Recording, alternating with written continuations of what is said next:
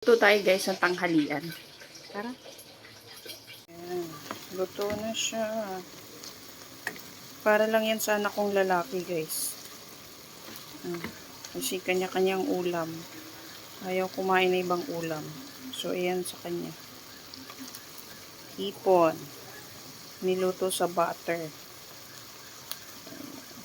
Ayan na po guys ang ating munggo. Paluto na. Malapit na siya maluto.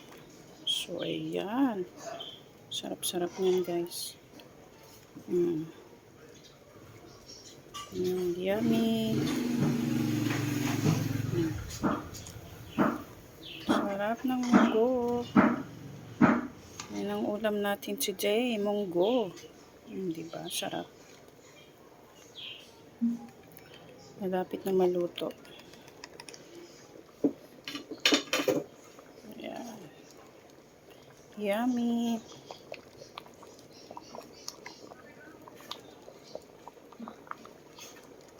Dito tayo ng isda. Partner din sa munggo.